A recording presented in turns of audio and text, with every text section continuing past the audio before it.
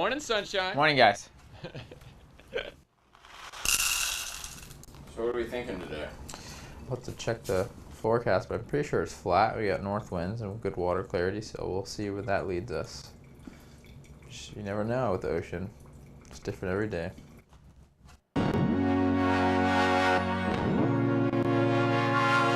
My name is Jonah Allen, and I'm a photographic artist.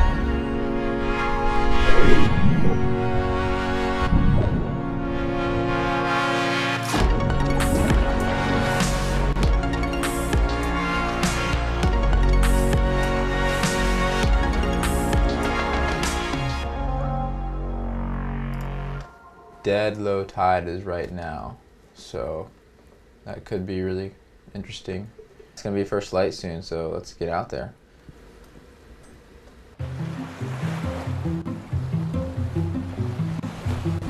There's literally a 5-minute window right when the sun rises to the east.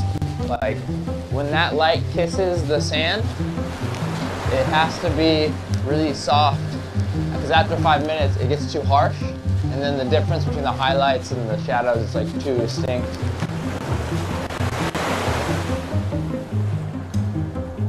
I normally know I get in the water when the waves are a little bit bigger, but the water clarity is so pretty that we're just gonna get out there and see what we can find.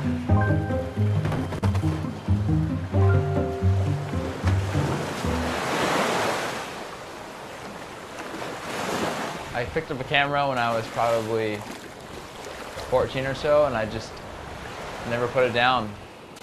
Right now, most of my work, I'd say 95% of it, is made here in Northwest Florida, off of 30A, the beaches.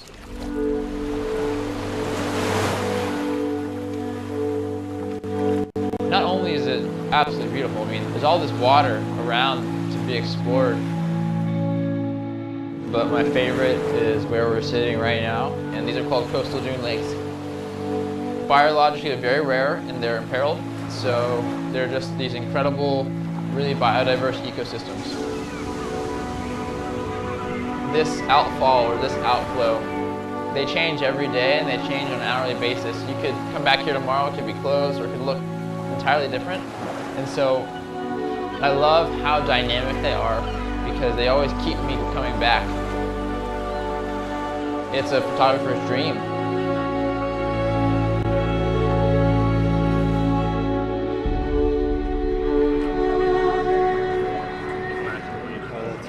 The first time I saw Jonah's work was at Digital Graffiti at Alice Beach, and it's pretty extraordinary to see art projected on a massive white canvas to begin with, but especially when he was utilizing drone technology and his unique artistic editing skills, and he ended up walking away with accolades, not just from passers-by, but from the judges who ultimately recognized his work as one of the best in the competition. I have 3 main series of works, which are waterworks of waves, aerial photographs shot from a helicopter, and lastly, abstract sand patterns shot from the sand.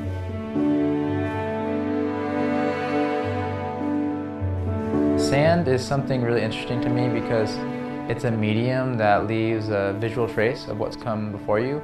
So like every time you look at the sand, you can almost see a little bit into the past because you can see the imprints from the night before, the tide, the wind. You can see people's footprints. For some reason, I'm so drawn to the organic shapes. They have like these fractal-like patterns. They can be seen at different scales. On one level, you can see them a couple feet above, but they start to repeat themselves when you go really high up in the air. So drones are really easy and great for low altitude precision, but I personally love to charter helicopters, get up there, take the doors off where you're exposed to the elements, exposed to the wind, and you really get to see how small and insignificant you are as a human. The peak of my entire existence is at sea level. The Gulf, the ocean, the waves, they are to me the pinnacle of Mother Nature's beauty and power. So immersing myself is the best way for me to harness that energy. I meet a lot of people publishing V Magazine, but Jonah stopped me in my tracks. He is redefining the medium of beach photography. There's so many moods. When you look at his art, it's not static. You can actually look at it and see the movement, the calmness, the vibrancy in the colors. So there's a sense of anticipation watching that wave getting ready to roll over. We all know what's coming, but we rarely get to stop the camera in a way that allows us to pause and think about the sights, the smells that go along with such a moment. The best thing about this community is that it's very supportive for art and creative lifestyles. So it's allowed me to follow my passion on every level. Surfing is always my first priority. If our favorite spot is breaking, then the camera is not coming with me. I'm surfing, 100%. My favorite spot is a place here on the Gulf Coast. I don't like to say the name because it's a special spot. You know, it's not secret anymore, but there are days where I can surf there alone, and I like to keep it that way. That's the goal, is just to keep creating and to keep surfing and to live an inspired, intentional lifestyle.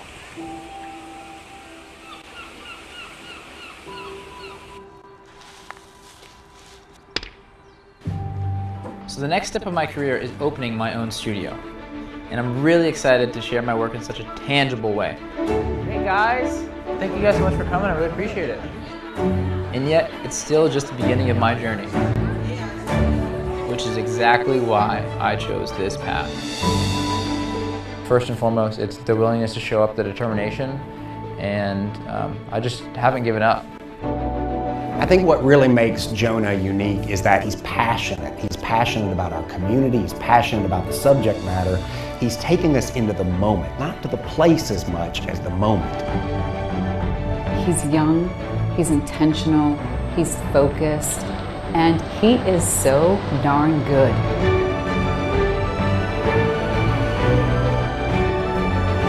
Yeah, if you just do what you love, everything else will fall into place.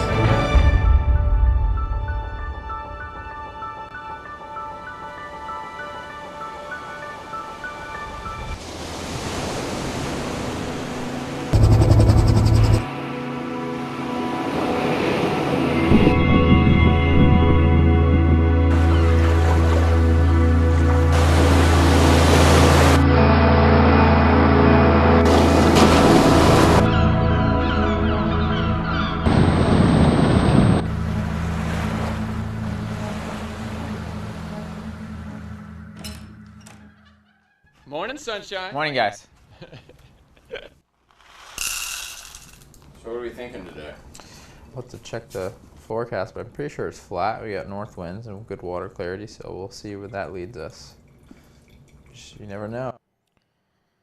All right. Well, great intro video there, Jonah. That got me even a little bit fired up. Andrea, will you let people in as I get things teed up? I made you a co-host. If you could help me with that, that'd be wonderful.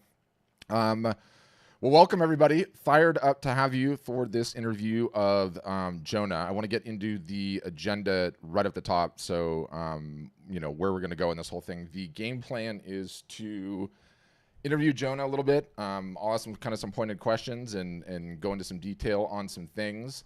And then after that, we'll go right into Q&A where you guys can ask, Jonah any questions that you might have.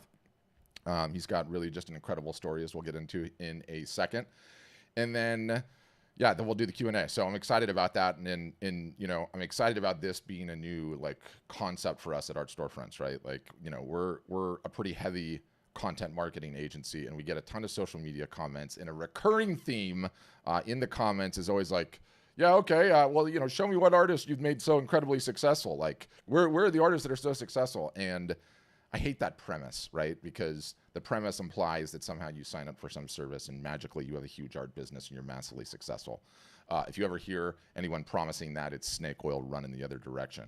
No service does that, right? And it underlies something that causes so many artists and photographers to fail, which is there's some sort of shortcut in this business to get where you are and to get where you can be successful, right? And at Art Storefronts, we're a business that we try to do everything that we can through our software, our education, our coaching, our support, our encouragement to help artists succeed, to give them every advantage we can to help them succeed, to try and be, the Yoda to the Luke Skywalker, a coach to an athlete, a parent to a son, right? Who that person becomes, how successful that artist becomes is completely up to them. It's their talents, their hard work, their determination, their creativity.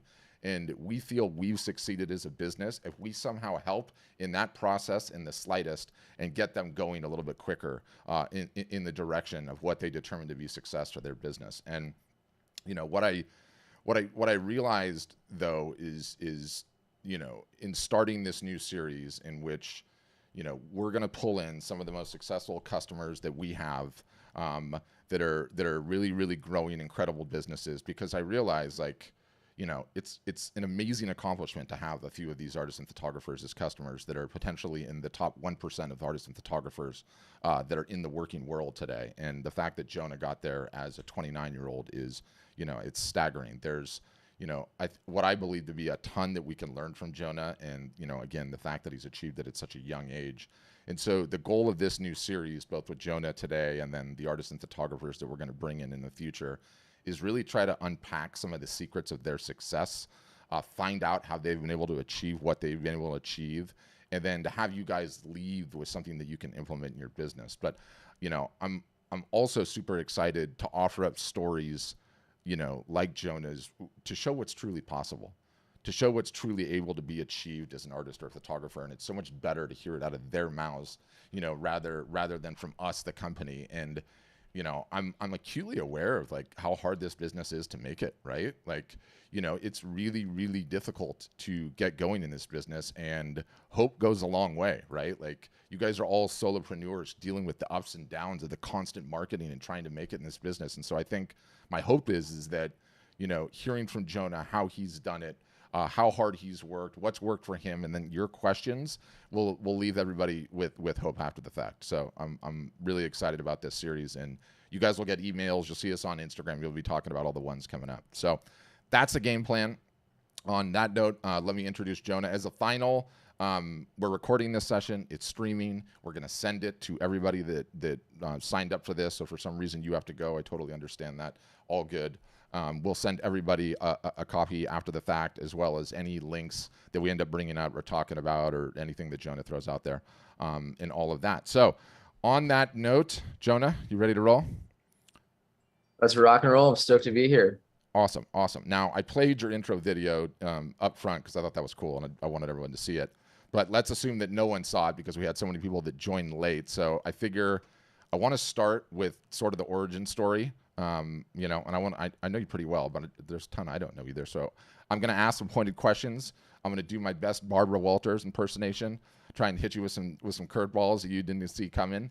I want to touch particularly on some of the things that I think that you do well, just intuitively, and how you figured that out, what that happened. I want to talk about how you got into that hotel and that process, because that is a massive dream for everyone. Then I want to talk about, the I don't want to say bad, ballsy decision to, at your age, commit to a brand new retail facility where you did in that town, which is crazy. And then the one before it, because I think those are important steps too. So that's the ball game. Throughout the session, you guys, feel free to avail yourselves of the chat, both to throw questions in that we might deal with in real time.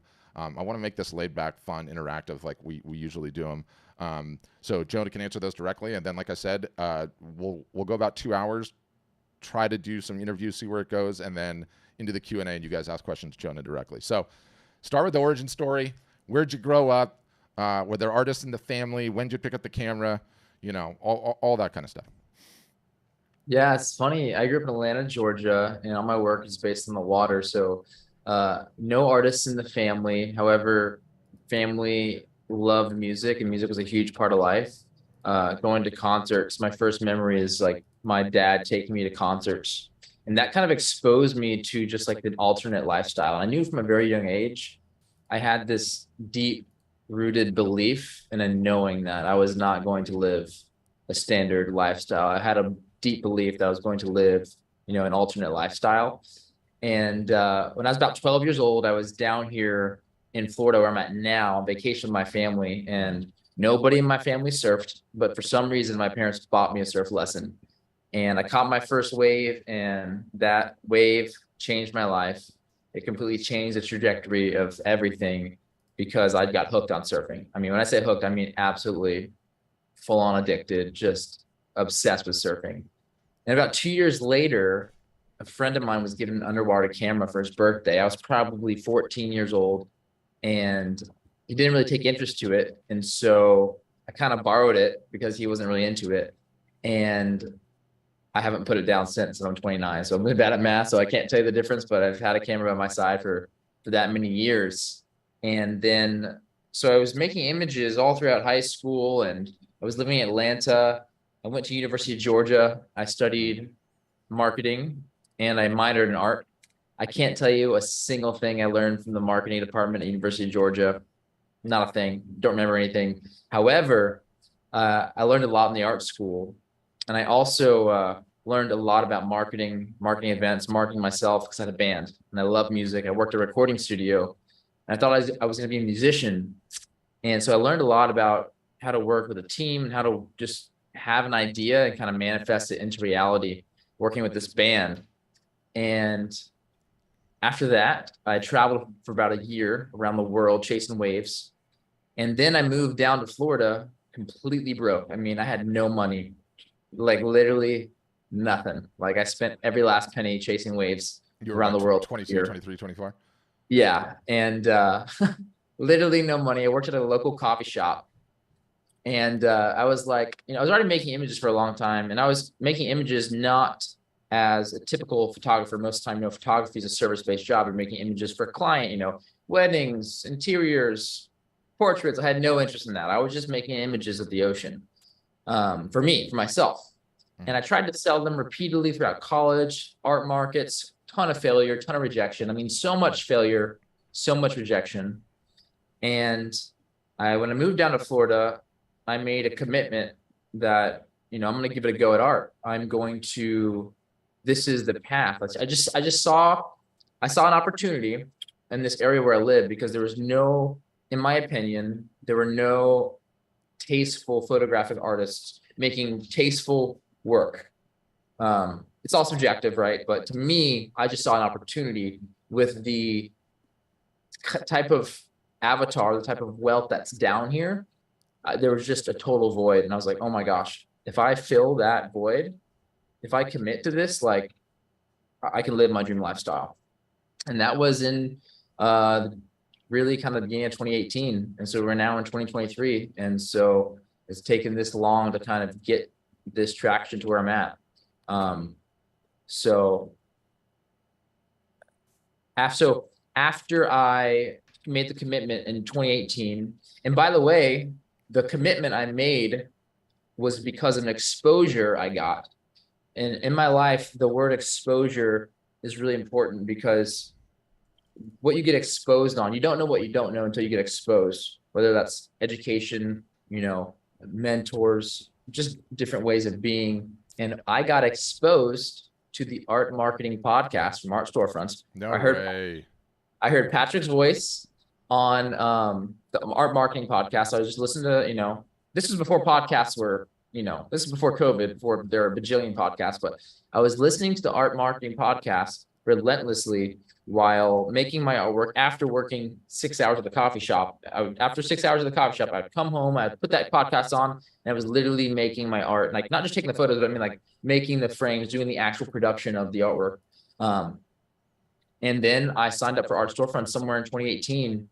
And that was the exposure that led me to the marketing and sales journey I've been on, which has then led me to where I'm at now. And so from 2018 to 2023, I've worked my butt off, really continuing my education through marketing, through sales, through a lot of different things.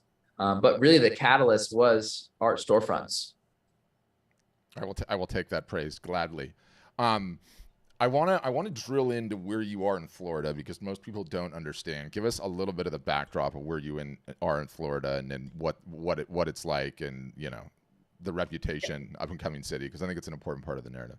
Yeah, it is. It's a variable that's part of the equation. Yeah, I'm kind of in the last frontier of Florida, so in between Destin and Panama City, in the Panhandle, so kind of northwest Florida. There's this area. It's a 19 mile road long called 30A, and there's all these little different towns. It's not urban, but it's not suburban, but it's not rural. It's like a blend of all three. and it's become the vacation hub of the Southeast, of the wealthiest people in the Southeast, and people are moving down here like flocks because it's like literally the second fastest growing county in Florida behind the one of Disney World, like year after year. And so the development is just rampant. So that's definitely a variable that has played into art sales. Yeah, so it's exploded in the time that you've been there. Your timing, I think, in that it was really, really important. So to hit you with the Barbara Walters, okay, because I want to, and I think it'll be funny. If you had to pick one reason alone, while you have such a successful art business, what would it be?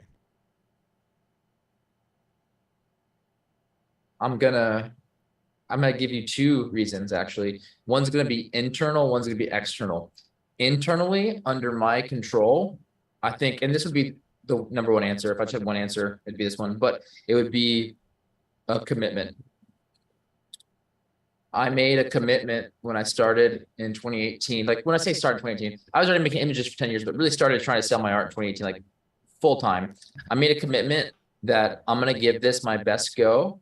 I'm not going to have a fallback. There's going to be nothing to fall back on. And this is going to be my career. And I made that commitment. And I think that's really the first step to be successful at anything. You really have to commit. So I made a commitment to not really give up, just to go until eternity, really. Yeah. The second one is, I would say literally like out of my control, just luck, like location, like being here in the midst of a blooming, developing town. It's never dumb luck though. It's always driven by ambition and putting in the work. Do you know, as I was thinking about it and I was like writing the notes, like, do you know what I think the one thing that I would pick as your success as an outside observer, notwithstanding the work ethic, which is there, and we're just going to assume that's an automatic. In getting to know you and seeing everything that I've seen, the lifestyle that you live right now, if you were not an artist, would be the absolute same. You want to be in the ocean, at the ocean, on the beach, surfing 100% of the day, every single solitary day. And for me, you somehow managed to make your number one passion in life also what you photograph for art. And I think when you can line those things up, boy, I mean, game changer, absolute game changer. So getting started, that's my outside observation. And I could show you videos of, Jonah surfing and doing everything else. There's a number of things too, in addition to the one thing that I think that you've had a natural knack and an instinct for that I would say most people that don't, especially not out of the gates. And the first one is that Jonah, once you drill into his social media, and I highly recommend that you guys follow him on social media. And Juan, will you get his handle and throw it in the chat? Jonah usually doesn't just take an image. There's always a story. There's always a story that he pairs with the images. And I think he does that way more than most photographers do. And I think it totally drills into the level of success that he's had too. I would love to get your 2 cents on how you approach story and storytelling to tee up the narrative of your images, where they come from, why they're important, why they're important to you. Yeah. I mean, I really think at the end of the day, people buy art because they feel that connection. Mm-hmm. And it's an emotional decision. It's not a logical one. And so if you can build that emotional connection organically and authentically, then that's the best way to do it. So there's no better way to do that than by being in the gallery in person, by talking to somebody, telling them a story. But the next best thing is using, the internet, video content, photo content to share that narrative, share that story. So to bridge the gap between that emotional connection, just to bring somebody in. Yeah. You might just even do that like natively and intuitively and not even know that you're doing it, but you would be surprised how many people just present images and they don't have a story to go with it, right? Like, Jonah takes the time, like you saw in his little intro video, to truly understand the geographic, the geology, the biological situations that are going on that allow him to create the images that he does. And that story leans very heavily into what he does, which I think is very interesting, especially for photographers. The next thing I want you to talk on is how you approach your branding, okay? And we're going to get into some of this a little bit later, you know, Jonah getting into the hotel and, you know, the fact that he is in a high-end town. You can see the image behind him. He's in his gallery. You can see the way that the work looks in there. But you're very intentional about how you present your work on your social media sites, about how it ends up and looks on the walls of your customers. And I want to hear your approach to that.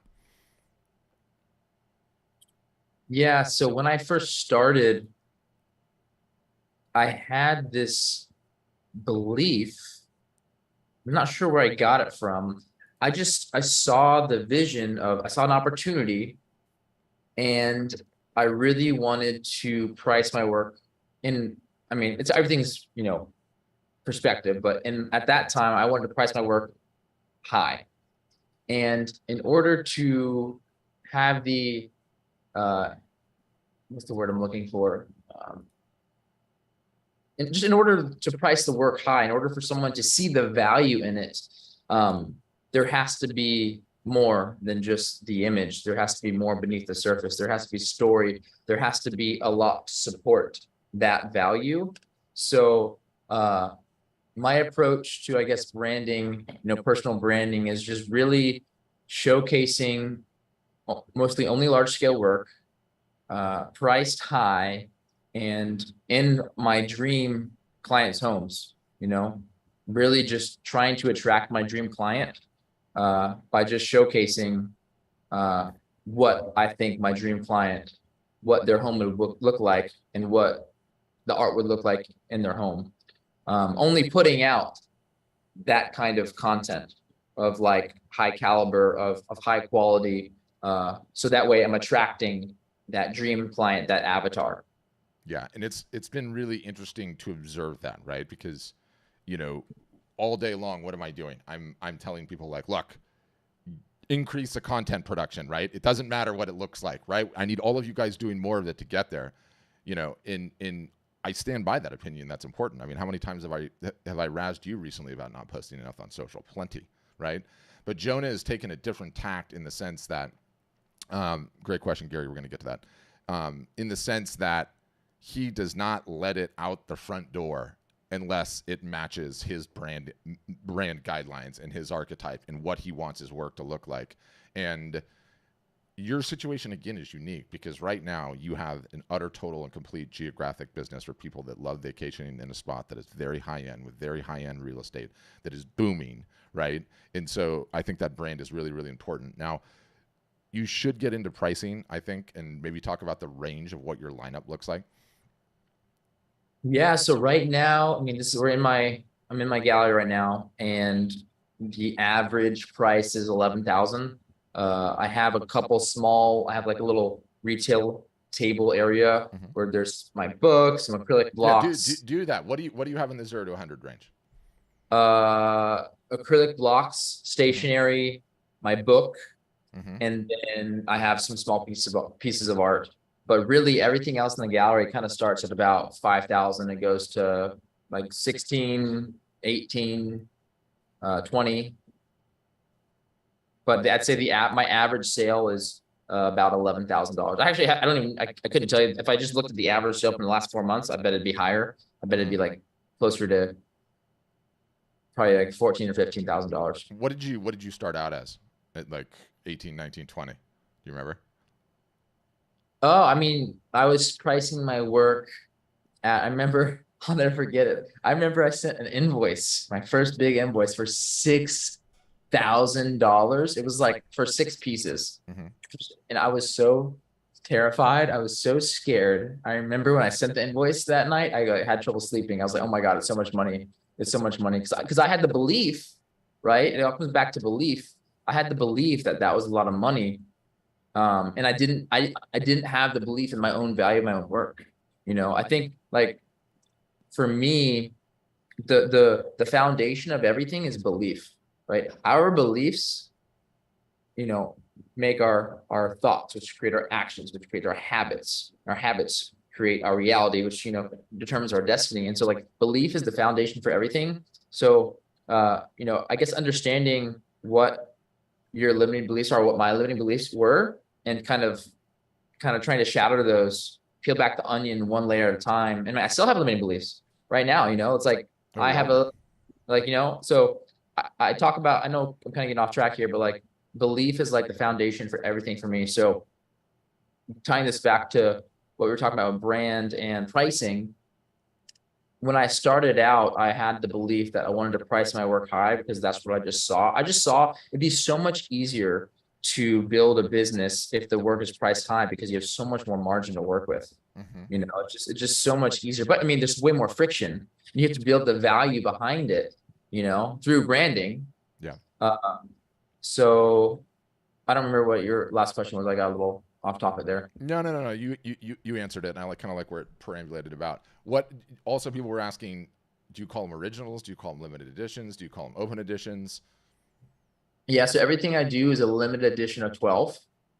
I chose honestly, it could be anything, right? 12 is an arbitrary number, but for me, I chose the number 12 because 50 to me, or 36 or whatever, that just feels like too much. Like I feel like that value, like someone could come in here and be like 36, like that's a lot. Like where's the value, But 12 to me, it's just an arbitrary number. It's like there's just enough to where I can make an image one time, right? Do the work once and have the scalability of being able to print it 12 times and make it sell 12 times without having to do the work of creating the work, like from the art standpoint.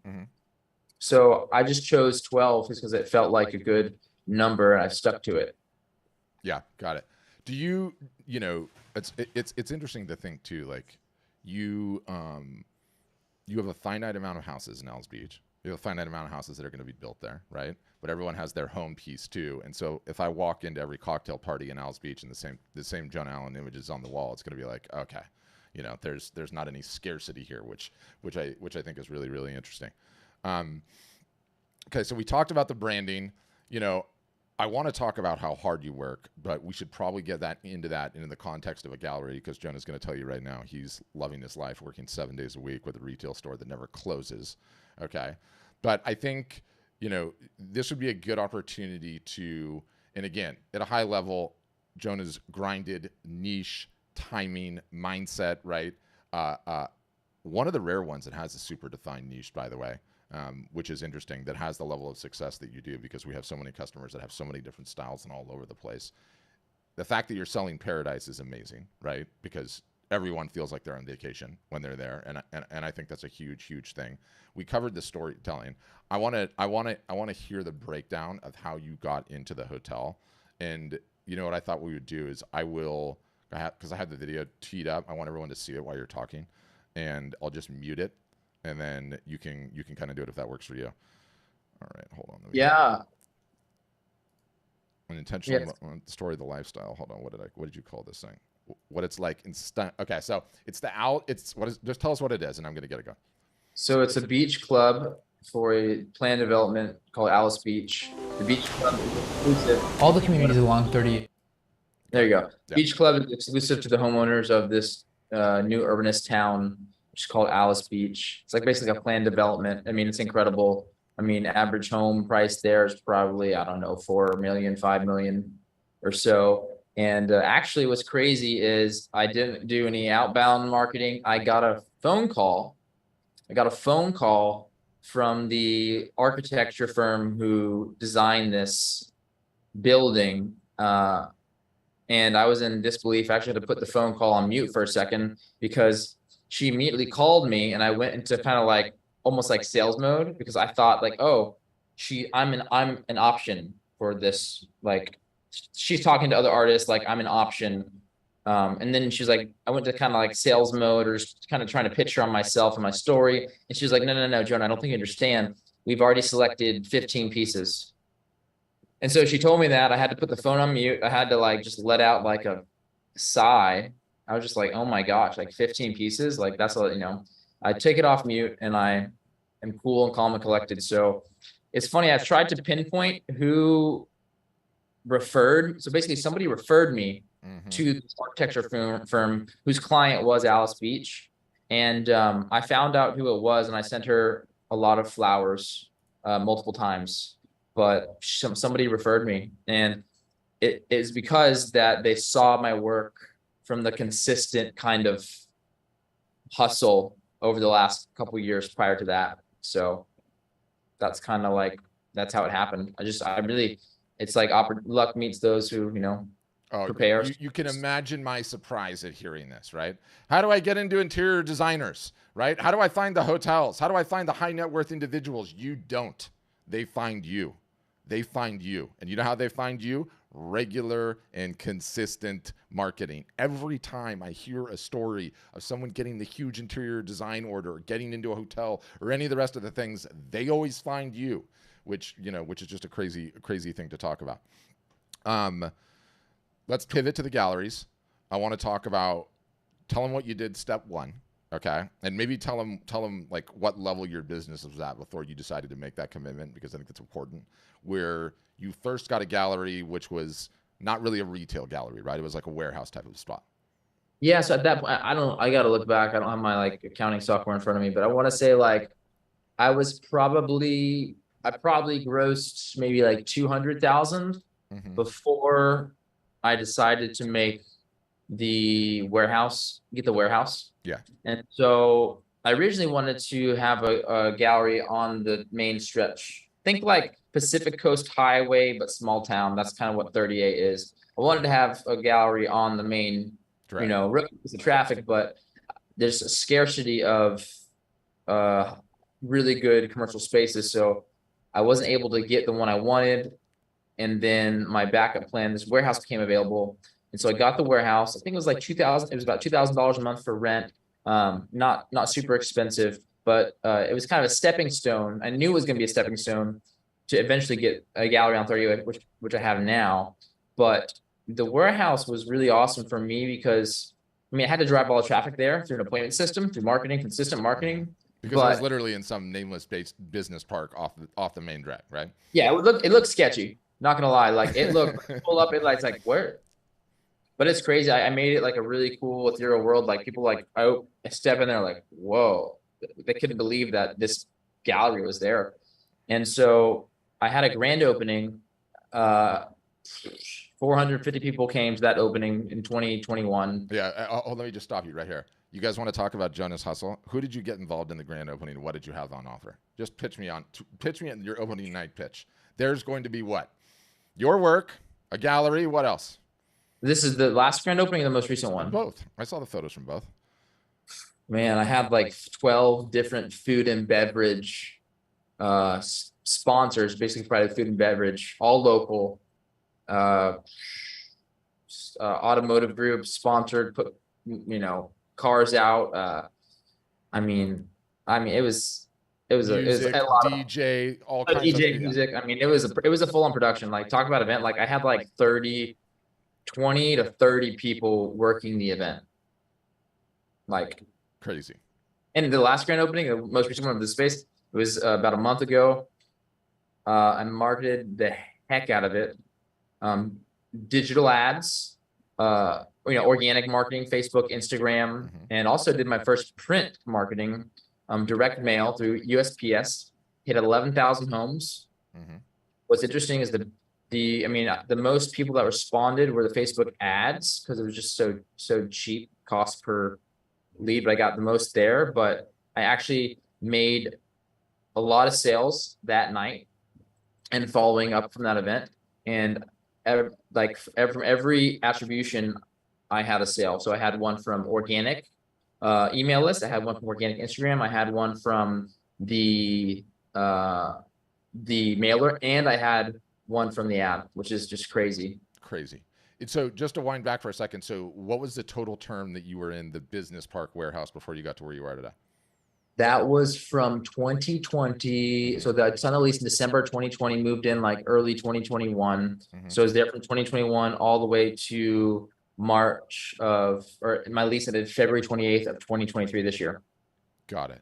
So 2 years and 2 months. 2 years and 2 months. And then from there, you pivoted to Main Street, crazy location. And by the way, is your computer tethered? Can you walk us through this thing? I can walk you through that. Yeah, Sure. You might as well show it off because you're in it. Yeah. So it's only 1,000 square feet. So it's kind of small. It's much smaller than my last warehouse. My warehouse My other warehouse had 1,500 square feet. So I have some movable walls on casters, but I have one. Let's go this way.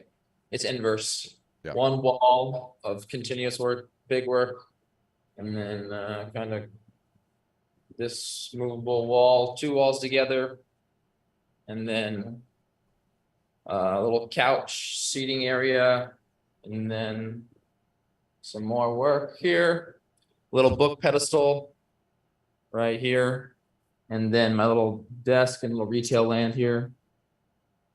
Nice. So yeah, it's definitely a risky move. Very risky. It's very expensive. Yeah.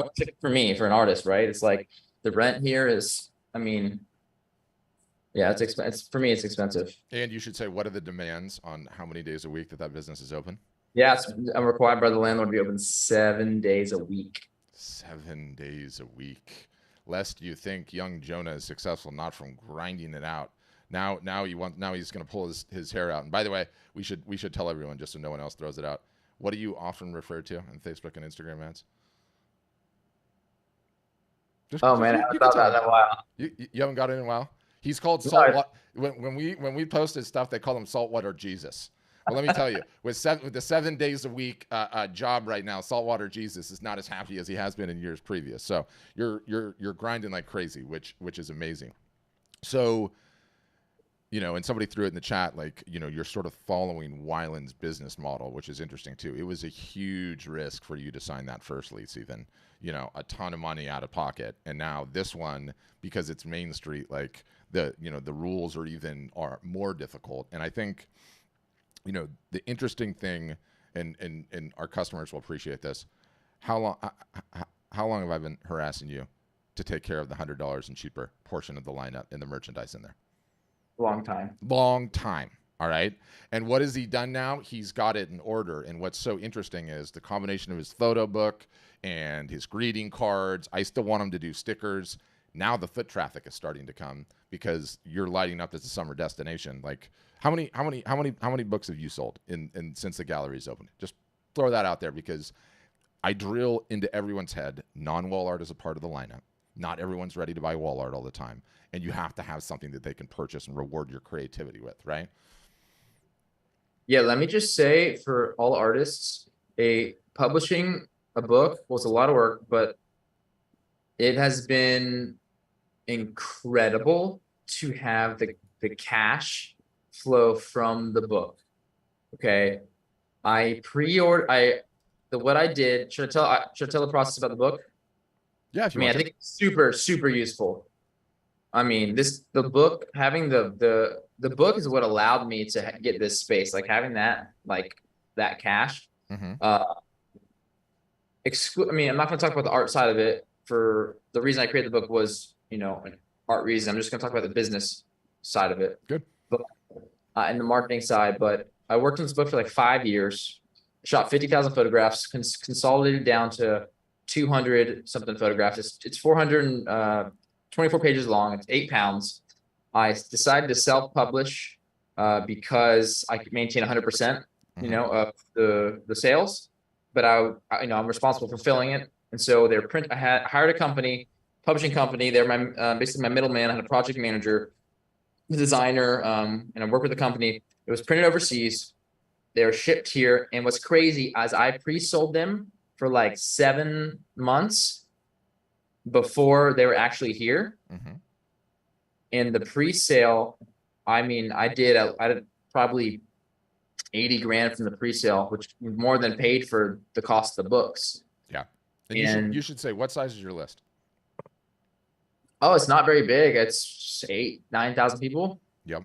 And you have roughly the same on Instagram, which is, which is crazy. Like one of the things that I'm blown away by is, especially with the few that are as successful as you, is that everybody has a different path and does things a little bit differently.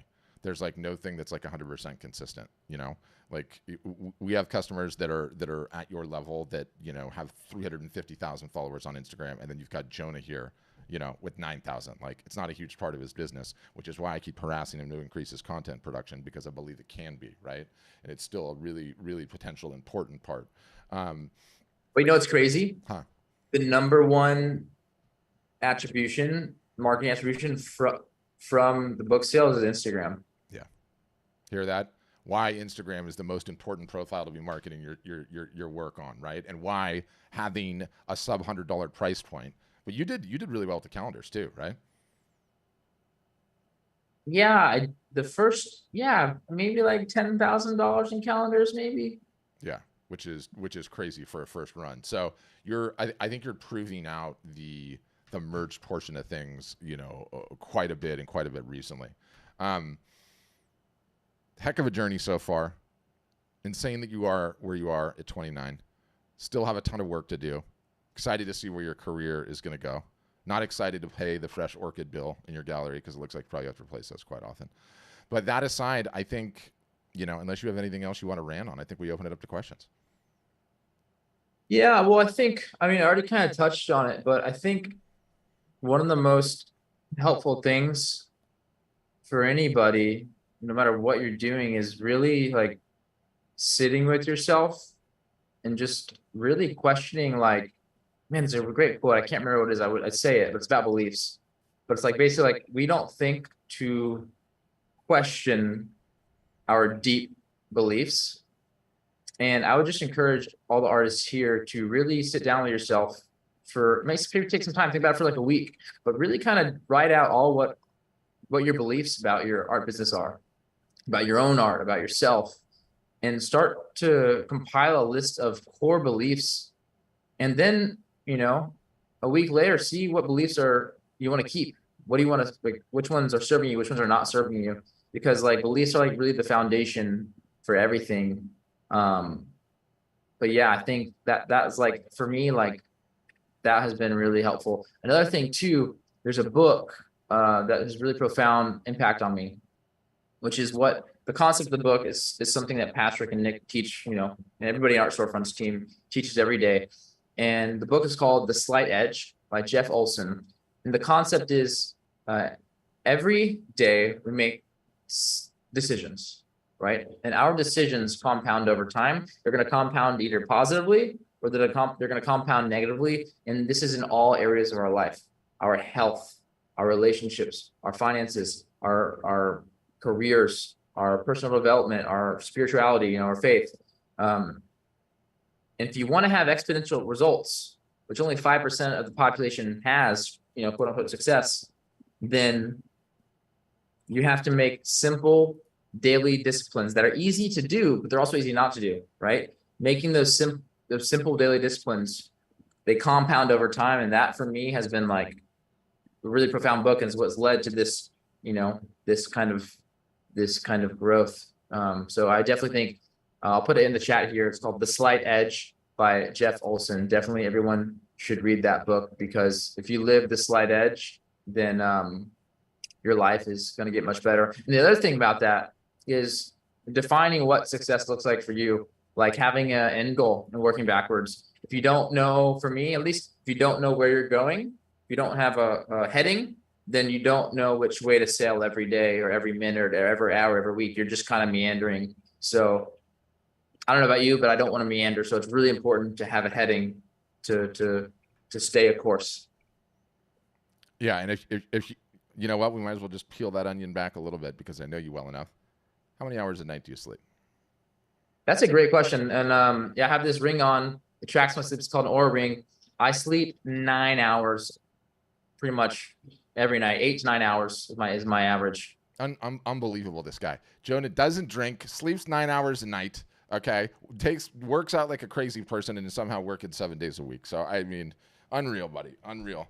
It's another thing. My number one value is my health. If you don't have your health, then what do you have? Like, it's hard to do anything if you're not in good health. So my health is my number one value. So I really treat my body nice. That's why I don't drink alcohol. That's why I don't smoke. That's why I don't do drugs. Because I want to be able to perform, right? Whether I'm surfing, I'm going to go surf for 10 hours, 2 weeks in a row on a surf trip, which I'm going on Saturday, or I want to be able to work 7 days a week and give it my all, in my business. Or, so yeah, I make the choice to just really try my best to take care of my health. And one last thing too, this has been really profound for me. is exposure to education. You know, Nick and Patrick will often, you know, there's a quote that they say a lot, which is like, you're the average of the 5 people you surround yourself with. And it is so true. For me, having coaches, mentors, and consultants in the areas I want to grow in my life, in all areas, right? In my art, in health, you know, relationships, I mean, everything is really important to continue your education and never stop and just love learning. I mean, I absolutely love learning. I spend all this, you know, I'm making a nice living, but I reinvest it. My number one investment that I make with that money is an investment back to myself with skills, right? Increasing my earning capacity by just developing my skills. Sales has been the number one skill, you know, to learn, and then really investing time and energy into sales. But also, you know, I have coaches in all areas of my life. Like I said, I mean, a relationship, I have a relationship therapist, I have my own therapist, I have a personal trainer. I mean, surrounding yourself with people who are ahead of you to coach you to where you want to go. I mean, you can learn by failure, or you can fast track by getting help. Yeah, so I'm curious about the sales. Drill into the sales, because you're not just talking about the mechanics. You're talking about all of them from soup to nuts, right? Yeah, talk about the process, the sales process, like getting educated on how to actually sell, right? The sales process, the steps that are involved in the sale, overcoming obstacles, overcoming objections, because art, it's not an easy sell. It's a very high friction process, right? You have all these obstacles. You got the subject matter, you got the color, you got the frame, you got the, you know, you got objections, you got the spouse, so you need to think about it. You got the price, the value objection. You know, there's so many things that can derail a sale. So really understanding the sales process and getting much better at sales and really overcoming objections. Yeah. Another interesting thing is, in terms of the stuff that you sell out of your gallery and all your big pieces, what percentage of those do you go to the customer's house and hang yourself? If it's being shipped somewhere, then I don't Obviously install it. But if it's local, if I'm not out of town, then 100%. 100%. For two reasons. What's a funny story? I couldn't use a drill. My first installation, I didn't know how to use the drill. I hired an installer. He did it, and he taught me. And he's the same guy who's with me today who helps me with my own installations. But I started out not as a handyman. I'm not a handyman. I mean, I don't know how to do mechanical stuff. But there's 2 reasons why I do the installations. First and foremost, it's a relationship. You know, when someone buys my art, collects my art, you know, I value that person. I'm so grateful because they're supporting me, and I want to build that relationship with them. I want to have that relationship with them for life. And then the second thing is like 8 times out of 10, I go to somebody's house and I reveal it, put it up. They're just so stoked, so excited, so grateful, you know. Then they're like, oh, well, let me show you this. Do you have a little bit? Can I show you I have this bedroom space that's like, you want to see it? Oh yeah, take me there. Let's check it out, you know? So it often leads to another sale. So yes, fantastic way for repeat business. I mean, again, it's, you know, everyone has their own different set of circumstances. Yours, a large propensity of the art stays in the hometown, which is not a 45-minute drive. I mean, how long does it take to get from one end of the town to another? Like 20 minutes, right? The whole thing? Like 30 minutes. 30 minutes, yeah. So it's something you can do. Well, I like it. We touched on a little bit of the tactical, a little bit of the backstory. We got into a little bit of the, you know, the mindset and health. This is sort of an interesting interview. I hope you guys got value out of it. Let's jump right into the questions. For those that are uninitiated, not Art Storefronts customers, don't know how we do this normally. What we like to do, how can I get the Zoom full out? Is if you look at the bottom of your Zoom window, there is a little reactions face, and if you click that thing, there is a way for you to raise your hands, digitally speaking, and that'll form a queue, and we'll go right into the questions. And Jonah, I want to be super sensitive on your time. I know you spent the entire day on your feet in the gallery, so we'll try to keep it nice and snappy. And first up is Courtney. Courtney, go ahead. And you can throw your questions in the chat too. Hold on. Before we start the questions, I just want to say, like, I'm happy to go for a little bit because, like, I wish I had, when I was starting out, I wish I could talk to me. You know what I mean? Like, I feel like I have like so much, value to give. I wish I could talk to me when I was starting out. Love it. Love it. We'll see how she goes. All right, Courtney, kick us off. Hi, thank you guys so much for doing this. A couple quick questions. Do you run sales? Because I know Art Storefronts has us do many per year, and just curious what you do about that. Well, firstly, I know this might sound weird, but can I see you? I like to see people on Zoom. So I'd love to be able to see you, to see who I'm talking with. But yes. So hey, there we go. How's it going? I love to see people. So if you're gonna so yes, I do sales. I will say Art Storefronts, I think sales are so important. The way in which I run sales is a little bit different sometimes. What I have been doing is, for something that's actually worked out really well for me, has been, when the holidays come around, doing what I call Make Me an Offer Day, where I say, hey, clients, hey, collectors, hey, today is Make Me an Offer Day. It's 1 day only or 2 days only, giving, scarcity and urgency, and encouraging them to reach out to me to make me an offer. Because what I have found for me, the number one, the best thing I can do is to have a one-on-one conversation with a prospect or somebody who's interested in them. So if I can encourage one-on-one conversation any way I can, like, that's my goal. And so that kind of tactic or method has been working really well for me. So is it like you just say, here's all of my images, let me know which one and what your offer is, or is it like on select images? No, I kind of leave it open to them to say, hey, whatever piece you're interested in, make me an offer on it. And but no, I've definitely done all the sales. I've done all the playbooks. They've been super important. I just, when I moved from my gallery to my new warehouse to my new gallery, I did basically a moving sale. The moving sale, the I forget what it's called in the Art Storefronts platform, but I did that, and I think sales are so important, and just getting the reps and the sets in. I mean, being able to execute on a marketing campaign, there's no better way than to learn than doing the playbooks that they have laid out, because once you can get really good at those, you can, it's literally it's the most important thing you can do is the marketing work. Like, literally, like right now, by the way, like right now, I spent like 5 years making a body of work. Like, I shot every day, twice a day for like 6 years. So I've made over, like, no joke, over 1 million photographs in the last like 7 years. So I built a big archive and I have a lot of work.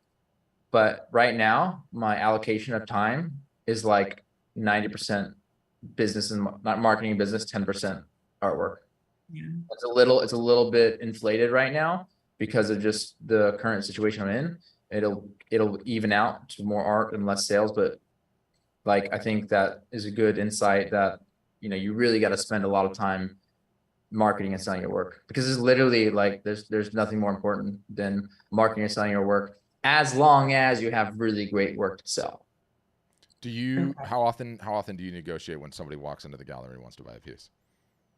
Yeah, I mean, people want to negotiate all the time. It's part of the game. Part of the game. That's what I say all the time too. The fun part. Yeah. So this is something. Would you say that the game is direct? The level of shenanigans that goes on in price is directly proportional to how expensive the work is? I mean, it depends on the person. I've had people. I've had one sale was like, I've had over 40 grand sale. They didn't negotiate at all. Yeah, of course. I mean, I don't know percentage wise, but I'd say a significant amount of people want to negotiate, and a significant amount they don't. So I don't negotiate if I don't have to. The price is the price. But if someone does want to negotiate, I open the conversation. But I will say this is a valuable thing for me. Is what I do. If somebody wants, asks for a discount or, whatever, instead of saying, hey, I'm going to discount the work. Oh yeah, sure. Like, or hey, I'll give you this much, whatever, starting the negotiation process. I try to build value behind the work, and I kind of remove the discount off the table, so they're not even thinking about it. And so what that looks like is saying something like, hey, like, first thing, I just want you to know that, over the last 7 years that you see this, you're seeing 20 pieces in the gallery right now. And I spent the last 7 years making over 1 million photographs, and you're only seeing 20 here. And, I put a lot of time and energy into my work. And so, as probably a business owner yourself, or, somebody who puts a lot of time and energy into what you do, I really want you to see the value in what I do. And honestly, if you don't see the value in my work, and you can't hang this work with honor in your home for this price, then maybe the work's not for you. And I leave it like that. That's one way I can kind of shift the energy to take the discount off the table. But there are times where I do discount, and I hate to use the word discount, but it's a tool, right? It's a tool to get the sale over the edge. I will do whatever I can to, if I believe that this artwork is going to help this client, if I think that's a good alignment and a good fit, I will do whatever I can to make sure that this person collects the work. If it's a good fit. If it's not a good fit, then I won't. But also, I'll use whatever tools I have. And so I think that's where learning sales process, learning how to overcome rejection becomes like super, super important. And it's totally situational. Every single situation is different. Totally situational. Yeah. Thanks for the question, Courtney. Andrew, you're up next. Oh, that was quick. Okay, I will share. Hi. Hello. This has been amazing. Hey. Thank you so much for this. Wow, I'm going to be emotional because this has been really cool. I love that. Yeah, it's so inspiring. Thank you for sharing. This has been a hard year for me, and it's just really encouraging to see where you can go, and having the support of our storefronts to show us that means so much. So thank you. Oh my gosh. So my question is, going back to your beginning, when you came and you didn't have any money because you just spent it all surfing, what would you say is the most important things to focus on when you're kind of tapped on all levels? Yeah, it's a great question. As an artist, running a business, like you have to do so many things, right? You're wearing all these different hats. We have our personal hats that we have to wear as well in our personal life. So we have a lot of hats to juggle. So I can totally understand where you're coming from. And I can't tell you what to do, but I can tell you what worked for me. And that's kind of like where I'm at. Like anything I say, take it with a grain of salt, because it may not work for you, but this is what worked for me. So I'm not telling you what you should do. I'm telling you what worked for me. What worked for me is making high quality, I hate to use the word, but content, because my art, the photos became the content. This is before, video was really, really on Instagram, when Instagram was just a photo content platform. Really just putting your best content out there organically and at a high volume. As I say, that was the number one thing that helped me. But it's crazy, as Patrick mentioned, I only have like 8,000 or 9,000 followers on Instagram. I don't have a big following, but it's a very loyal following that does purchase. So I'd say really invest time and energy into making the best work you can, and making the best content about that work that you can. I'd say, yeah, that was probably the first step. And then also, not just making that, but executing on all the marketing tasks that our storefronts lays out for you. I mean, they have a calendar. I mean, literally just following that calendar. Like you follow that calendar for 1 year, like you're gonna see some results. Like if you do everything on the calendar, like you're gonna see results for sure. Okay, that's great. Thank you. Thanks, Andrea. That was sweet. Joshua, you're up next. Hey, Jonah. Yeah, super inspiring story, man. I'm 40 and I wish I was 29 now. But yeah, so I definitely have an archive of work. I spent trips to Tibet, I spent years in China and stuff like that. And like, what would be your tip? You mentioned the podcast. I keep forgetting. I need to go listen to that podcast with the marketing side of things. Like one of the things I'm thinking of doing is doing a photo book for my trips to Tibet and trying to market that as something like tangible that I could like just show in my hand for people and stuff like that. Yeah, I mean, like I said, I think the book idea is a really great product to have as an artist because it's a lower ticket item that a lot of people can buy, especially online. And so for me, what I did was, I mean, this is the reason why my work, I've been able to have some financial success is because the subject matter of what I create, people have an emotional connection to the subject matter. And so I make the work for myself, but I believe that I would not be able to have the success I have as if the subject matter did not resonate with the people. So the book I made, the subject matter resonated with people. And so, really, I think it's all about finding your dream avatar, the people who are going to, who are going to like this work, find your dream avatar of people who are going to love, this type of subject matter and get the book or get the idea in front of them as much as possible through marketing online or in person. And that goes for, for art too, is like just getting your work in front of people, in front of your dream avatar and understanding who that person is. Great advice. Okay, John Adder, you're up next. Go ahead. And you'll need to unmute John Mike. Yep, gotcha. Gotcha. Thanks, Jonah. It's very informative. When you were talking about sizes, you print 12 prints, correct? Now, when you say what size do you print those usually? Most of my works, like my most common sold size, I say is like 72 by 48 inches plus a frame. Mine is about 30 by 40, and then you have the frame on top of it, 30 by 45, and then you have the frame on top of it.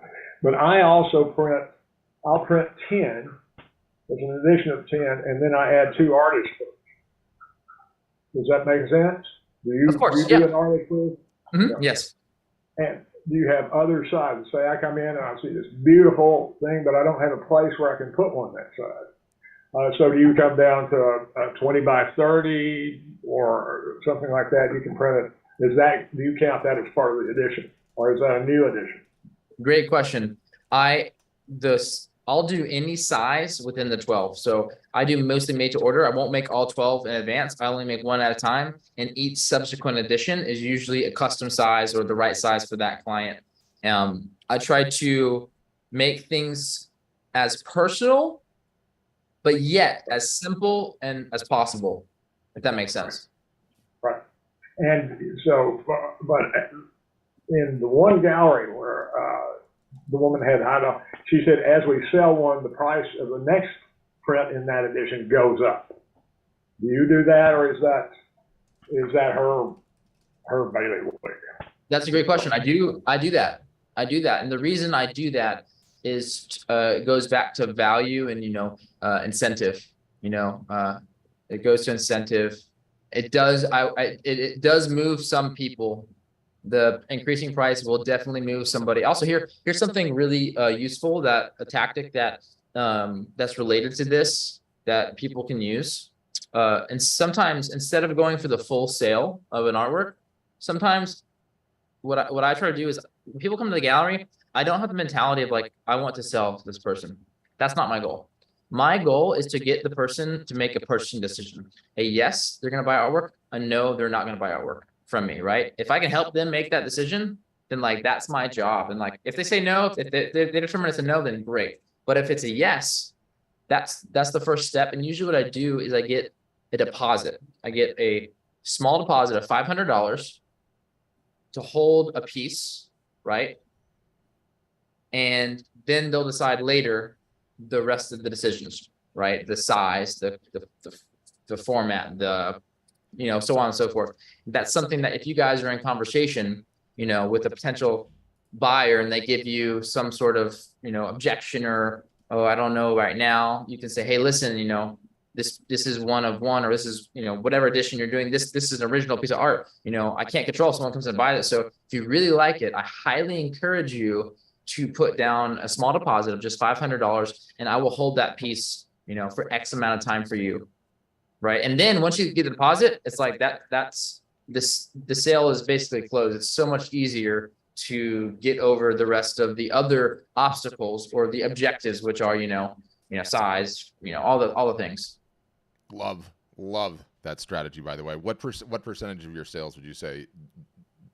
1 out of 10. Well, How many out of 10? I just started doing it, so I wouldn't say, I don't have a good you don't have enough data. Yeah, but I would say it's working very well. It's working very, very well right now, and I highly encourage that you guys do that. Yeah, amazing. Love that. Great questions. Okay, Thomas, you're up next. I'm going to try to keep everyone just to one short question rather than a bunch of follow-up stuff. I mute you. That's why I did that, just to keep things moving. Go ahead, Thomas. Oh, boo, Thomas. So you're unmuted, but your mic is the wrong mic because you were talking and I couldn't hear anything. So what I want you to do is go to the bottom of your Zoom window and there's a little mic icon, and I want you to click the up arrow and try to select a different mic. I'll go to the next question, then I'm going to circle back. Okay. You got to see the volume on your mic level moving. Even when it's muted, it'll that's how you know you got it. David, you're up next.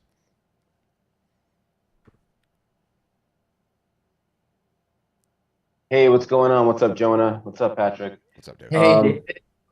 Yo, man, you really are inspiring. I've been following you since way back when, and when I started with ASF in 2019, and I saw you come up, and I'm really, yo, man, this is really amazing. Your gallery, I've been following you, that jellyfish, that those videos you're doing up on the wall, it really is fascinating stuff. I'm curious, so your prints, do you fulfill them yourself, or do you use one of ASF's vendors? That's a great question. So I actually, I was using the ASF vendors, but I am now using a different company because I do a lot of like really, really big stuff. I mean, like, 115 inches wide by, 64 inches tall or something like that. And so the vendors could not fulfill those large of pieces. So I work with a different company now, which, the only reason why I'm doing that is because of the size constraints. Right. So I think if for anybody else, I definitely recommend using the fulfillment vendors that are set up through our storefronts. I mean, it makes it so easy for you. I mean, like literally, absolutely. Like it's so much easier that way. No, yeah, no doubt about it. And when it comes to discounting, I mean, I know I have this problem where even when I'm at my art shows, I automatically just mention like a 20% discount all the time. I can't just, because people, their eyes light up. Oh yeah, when I say my price and they get a little bit, pushed back. I really got to learn how to just let them offer, like, do more the negotiation than me just throwing it in there. Yeah. So I definitely do. I think for me, at least, a discount, I use a discount when it like basically as an incentive. Like, so I won't never discount. I'll use a discount. If someone's going to buy one piece, they're thinking about a second piece, right? I'm going to give them incentive to get two to double the value of the sale, right? So I'm going to give them, hey, if you buy, this piece that's 11,000, you also buy this piece that's 12,000, I'm going to give you, I'll take $2,000 off, or whatever percent, 10%, 50% off. And use it as a tool, as an incentive to make a sale on the second piece.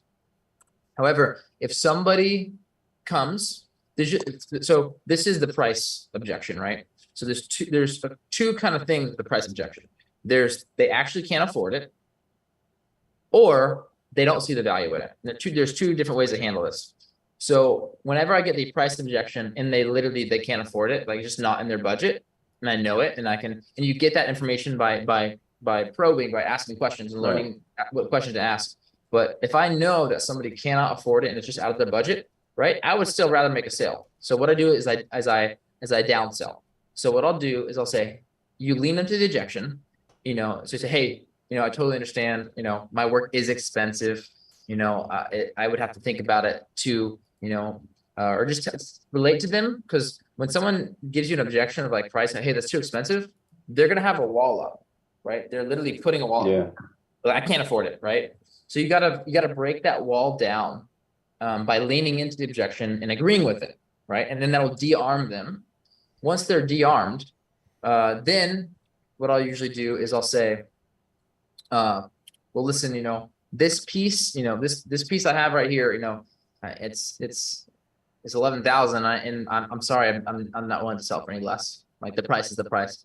However, I do have another piece that's similar. It's a bit smaller size. I think you'd really like it. Would you like to check it out? Would you like to see it? Would you be interested in seeing that? Yes. Oh, before I do that, I actually messed this up. The first step is after you, so the first step is to de-arm them by leading to objections, saying, hey, I agree with you, my price is expensive. I would have to think about it as well. Whenever I'm buying art, I want to make sure it's within my price point too. So leaning to objection. Second step is, hey, if you don't mind me asking, what was the budget you had in mind for your art? Mm-hmm. Then they're going to give you information. They're going to tell you, hey, my budget is $6,000. Okay, well, the piece I have here, like, it's $11,000. So I understand it's not within your budget. I'm not willing to come in that, like, the price is the price, and kind of build the value in that, and then shift them to another piece. Like, hey, basically say, hey, there's a piece I have that's maybe looks similar, or just kind of, and then sell them on that piece. Maybe the same subject matter, similar style, just a smaller size. So you're not devaluing your work by offering a discount.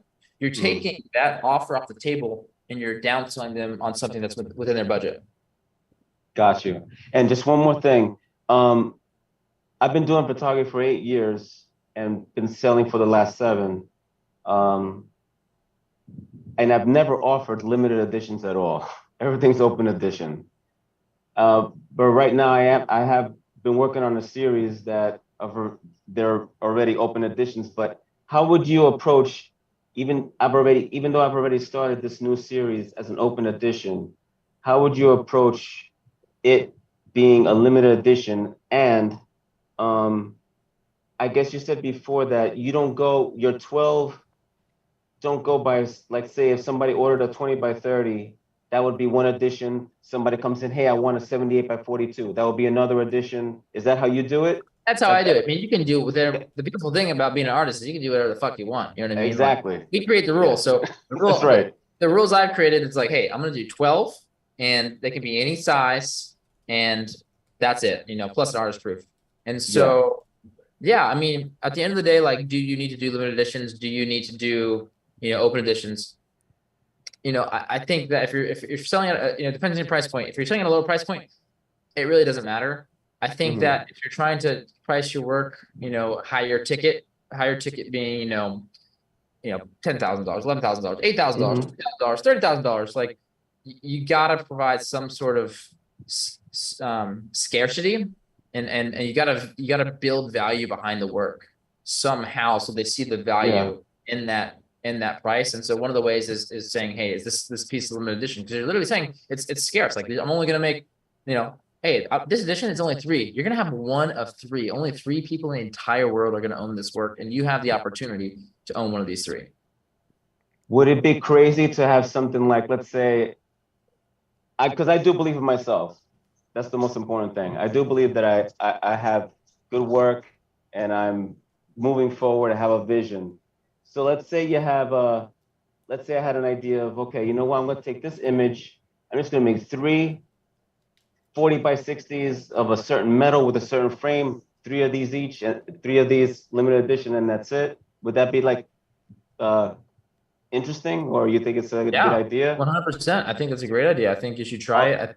You should market along with my open editions. Yeah, but price the limited editions higher because of course, they're valuable. They're more scarce. And try to communicate that scarcity and that value in your marketing to people. If you're having one-on-one conversations with people on the phone, in person, messaging, Instagram. And also, by the way, everybody, like, my preferred method of selling, of interacting with people is in person, right? That's why I have a gallery. But if I can't be in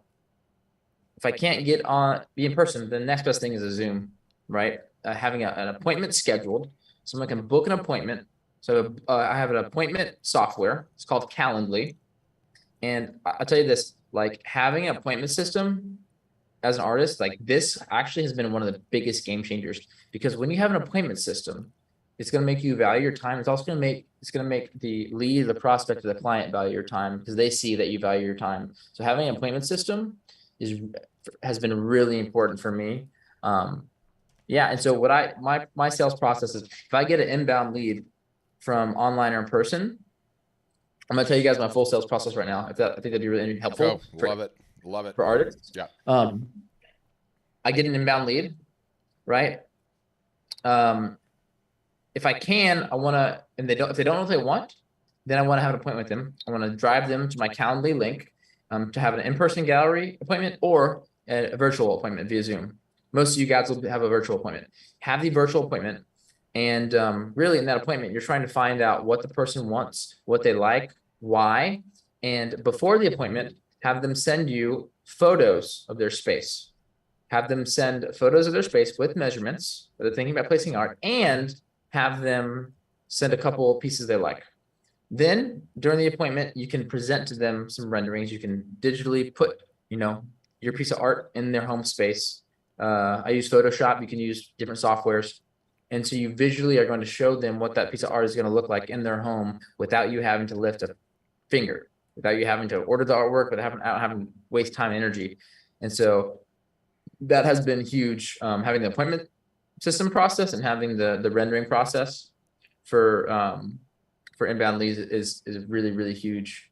Sorry, I got a little off track there, but like that, I'm telling you guys, like that shift when I started doing an appointment system, I mean, it changed the perception of value, because these people saw, oh, this isn't some just artist who like flies by the seat of his pants and that just kind of operates, like this is somebody who values their time and is a professional.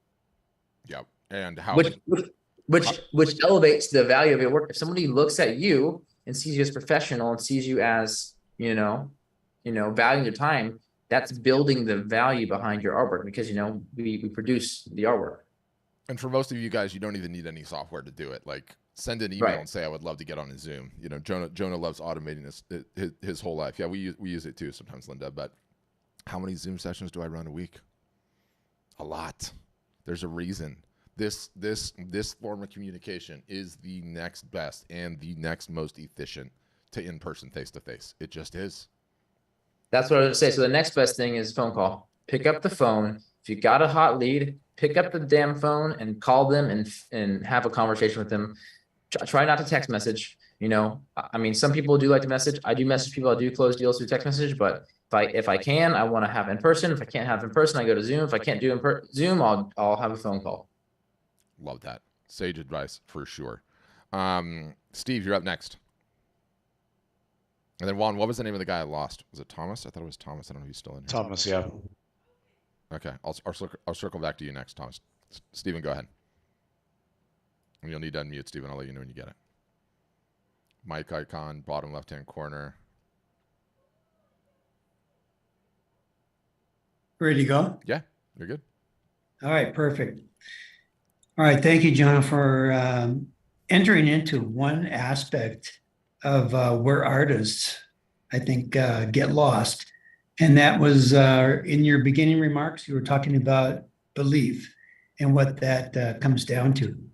And I just wanted to say something about how you approach critical thinking and creative thinking at the same time.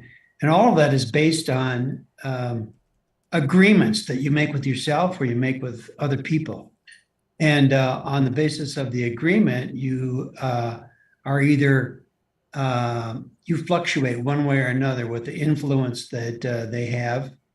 And that influence and the agreement together culminate into significance. And I love what you've been saying about all that, because the significance is what people are looking for. Everyone wants to be significant. And I think what they might see in your work is that you are significant and you are doing something significant, and they want to have a piece of that. They want to be a part of that. So I want to congratulate you on all of this, and thank you, Patrick. And art storefronts for bringing this to everyone's forefront. Awesome. That's my pound. Thanks, Ian. Linda, you're up next. Go ahead, Linda.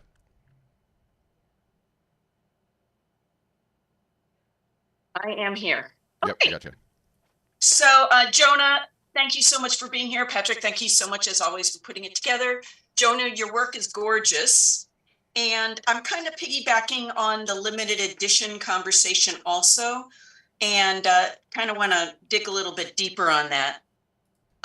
It says, looks like you're done talking, so we'll lower your hand. Oh, I'm not done talking. It just got started. Anyway. Zoom does that. Zoom does that automatically now. It's super annoying. So okay, never mind. Were you all, this thing with the limited edition of 12, Jonah, I don't see you. I only see myself. So I don't know if this is whatever I've done. I'm not tired of looking at myself. He can hear you. It's just, okay, does speaker, it's speaker version. Yeah. Okay. So, because of the price of the limited editions at the sizes, how small will you go in the limited edition? Because that's there's a lot of gray area between a book and a print. And if there's only 12 images, only 12 prints in a limited edition of one image. I know in the old days, a limited edition for photographers was, it was photographic, but now there's so many other mediums. So you're not offering it. What kind of mediums are you offering it? Or are you only, that's a great question. Before we get started, I just want to say, acknowledge Steve in the prior thing. I just want to say, hey, thank you so much for the kind words. But in regards to this, great question. So for the limited edition, I'll print an image in a book. It's available in a book, but I'm talking about it's only going to be in print as a piece of art 12 times plus an arbitrary. Out of those 12, they can be any size, but usually once an edition gets past number 6, for me, this is what I've been doing. Once it gets past edition number 6, I price it at I won't price it. Someone get in a smaller size, but still going to be the same price as a larger edition, because it's been proven that, hey, people are collecting this. There's value in this. I don't want to lose.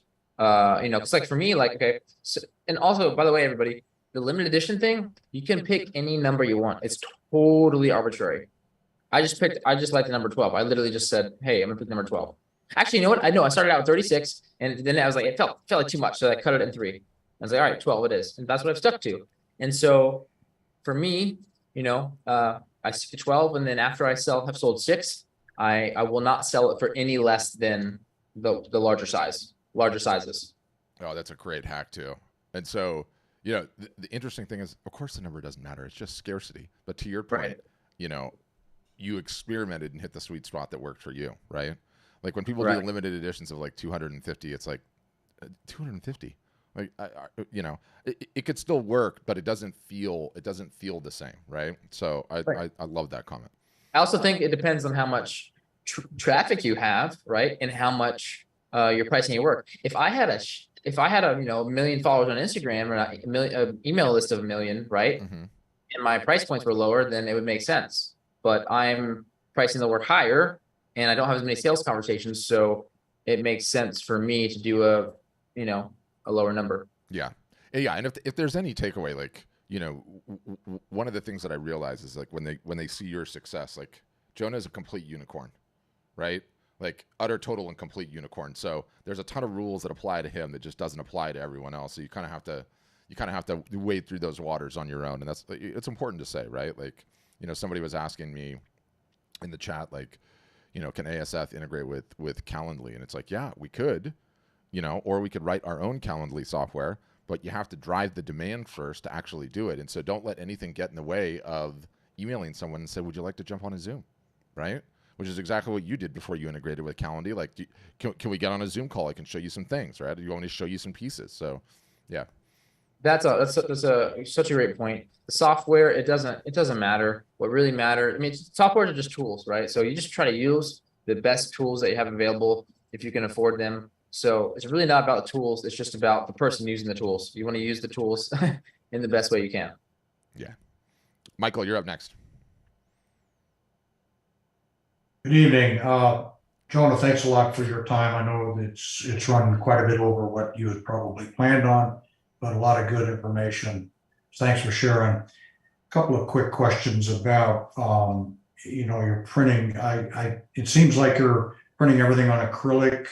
Is that true? Yeah, I do a lot of acrylic, but I also do a lot of metal too.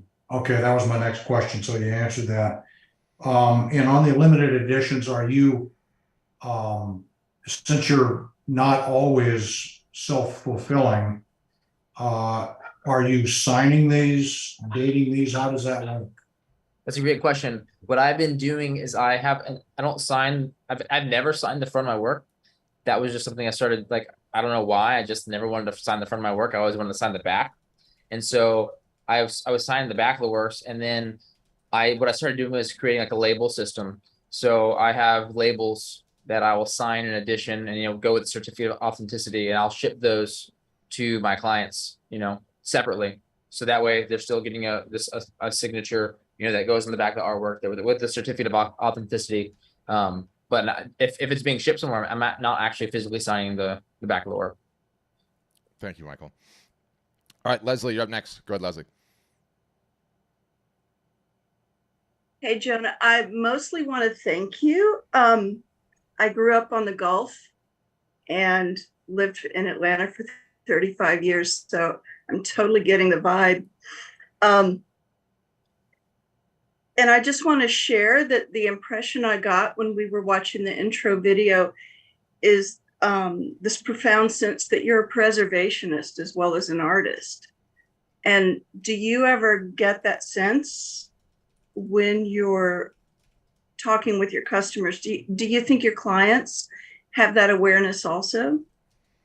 Yeah, that's a great question. I mean, yeah, for me, the ocean, the environment, super important to me. It's preservation is a huge part of my values. But at the end of the day, my belief is that you can't get people to care about things unless they experience them firsthand. So if my work if it can inspire somebody to go out and experience it, and therefore care about the future of it because they're experiencing the landscape or the ocean or whatever it is, then I've done my job. But I have some people who care deeply, and I probably have some people who don't care as much. It's a spectrum, I'd say, probably. Yeah. Awesome, great question, Eric. You're up next. Go ahead.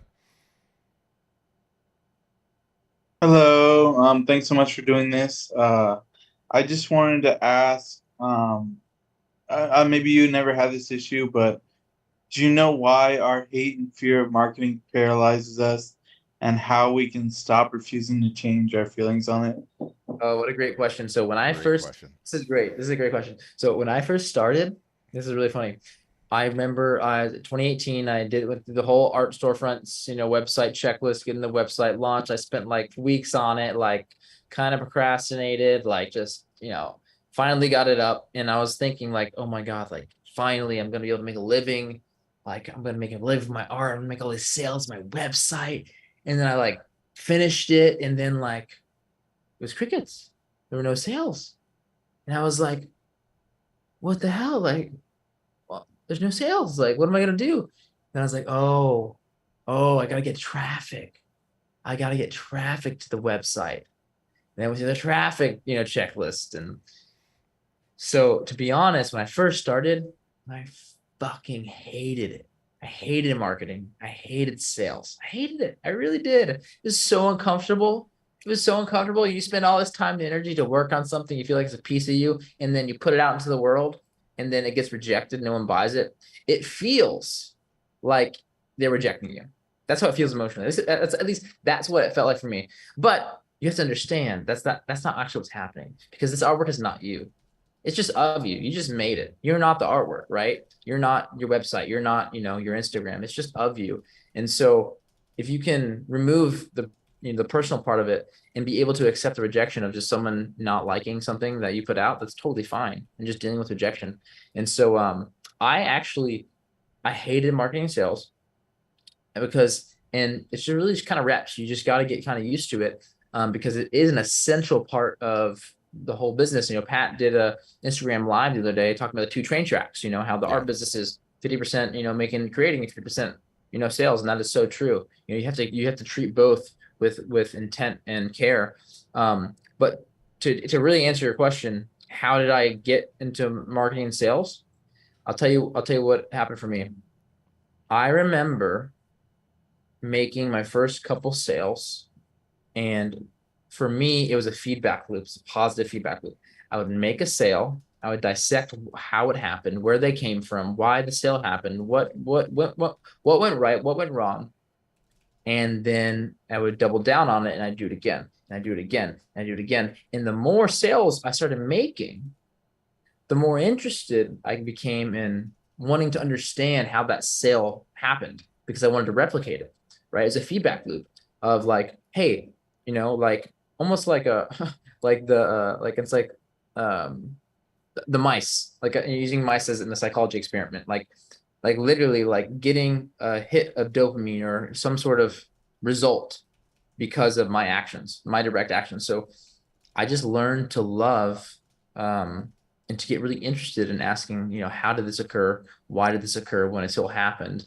And that really kind of made me start to love marketing and sales, because if you learn to love marketing and sales, like truly, like live it, eat it, breathe it, it's going to change your life. Like literally, I believe that sales is the number one, like it's like one of the best skills you can have. Like it is literally life changing if you can learn how to sell, especially sell your own art that you have a passion for making. And there's no one who can sell it better than you can. So if you can learn to love marketing and sales, like it can be life changing. And for me, I learned to love it through the process of questioning when something occurred, why it occurred.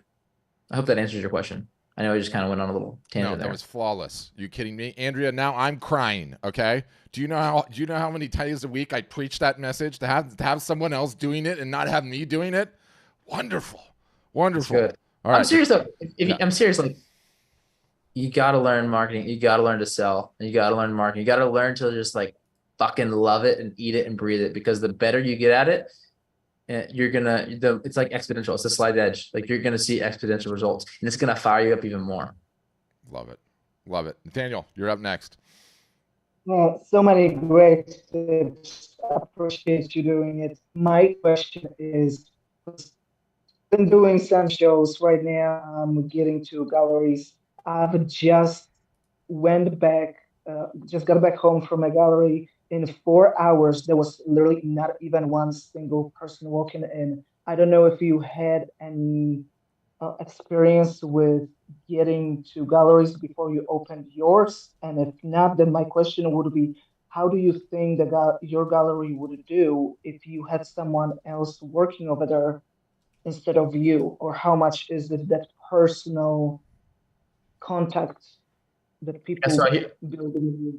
I hear two questions. I'll answer the second one. So the second question was, I'm here all the time. If I had somebody else here, would they sell as good as me? I have the belief that I can have someone sell the work better than I can.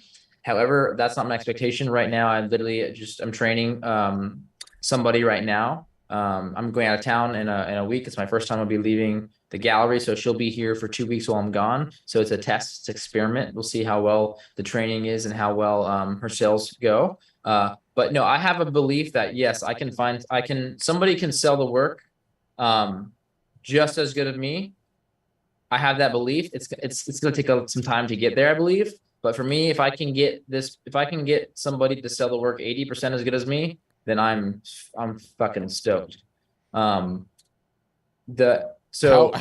top of mind for you right now is his question, by the way. I mean, you just hit Jonah right, Nathaniel, you just hit him right between the eyeballs. I just know in talking to him about how big of a struggle. Yeah, so I've interviewed in the last 4 months. I've literally hopped on Zoom calls. I've done over 50. I've done over 50 interviews.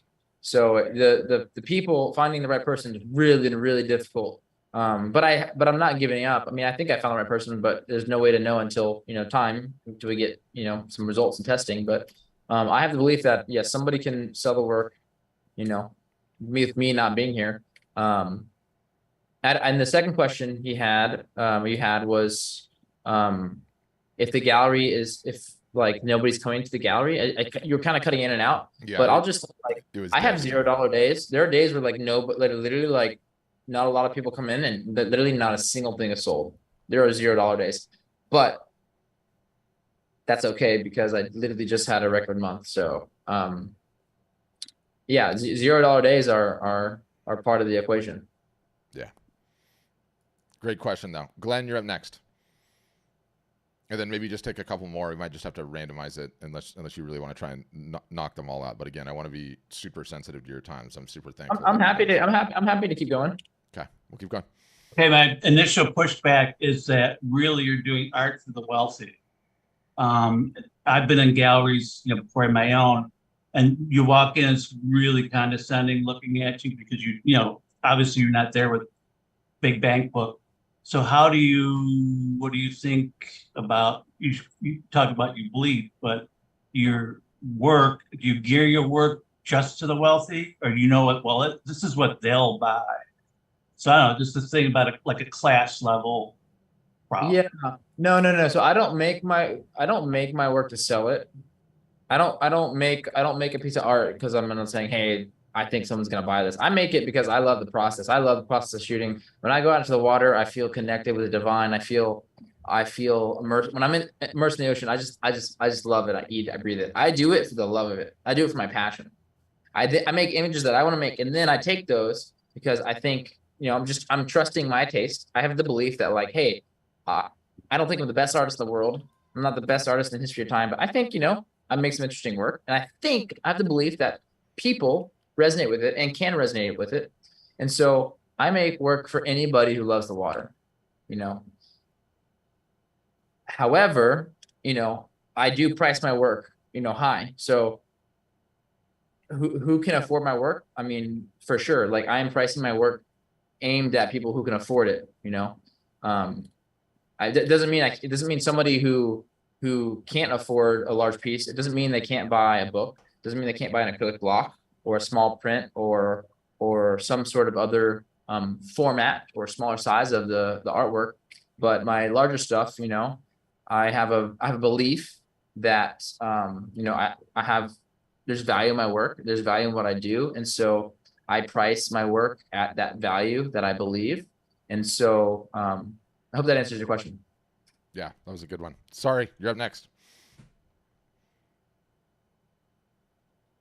Hi there. I apologize for coming in late, and I will watch the beginning part. It's very nice to meet you, Jonah. I live in Houston, on the other side of the Gulf. The water is very brown over here, but your water is really beautiful. And so my question is, I have taken over 350,000 photographs. And like you, that's you've taken a lot of photographs. So when you were trying to decide, I have a working gallery of about 30,000 photographs that I keep active out of that 350,000. It's about 10% that I think are worth looking at. So I've already made one cut, but I'm just curious what your process was for, paring down the volume of your work to the things that you decided you really wanted to focus on in your gallery. That's a great question. So my editing process, I'll shoot, a couple thousand photos in a shoot. I'll come back here, have a little back office here, and I'll go through the photos, hopefully the same day I shot them, or maybe at least that week. And I literally give each photo probably 2 seconds. I look at it for 2 seconds. I rate it on a scale of 1 through 5. And that's it. It's intuition. I don't think about it. I feel it. It's a feeling. It's intuition. I look at it, make a rating, next. And then I'm left with maybe 5, or 10 4s. I give out a 5-star very rare. It's very rare. So that's my system. And then, then I'll put the work out digitally. I'll release it.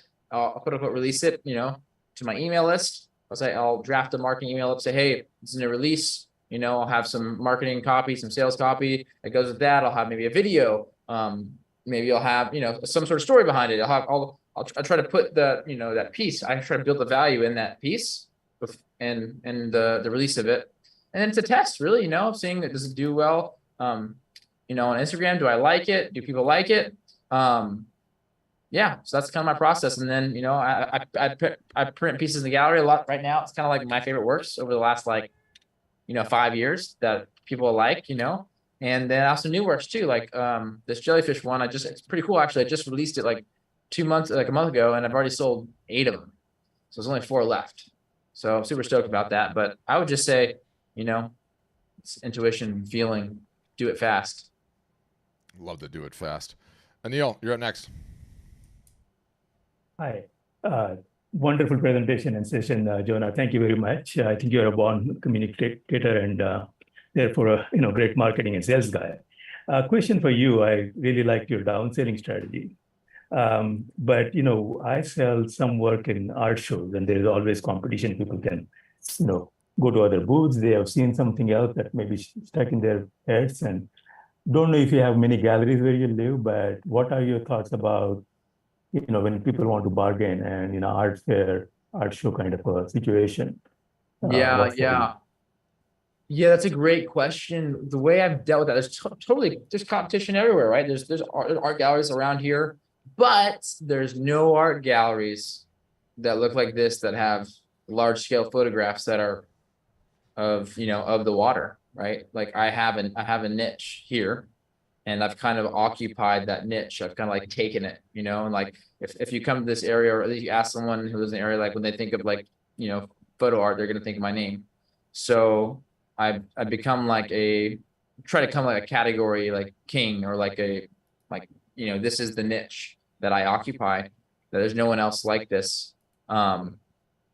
So when in terms of an art show, there's a lot of competition around, right? It's a different environment, right? It's a completely different environment. It's a totally different type of presentation than walking into an art gallery. So when it comes to negotiating on an art fair, I think that, yeah, there definitely be times that you have to negotiate to make the sale, because, you have an art fair. I don't know how many you do, but, they're not in your control. And so you have them, periodically. They're only a couple times a year. So you want to make the most of that event.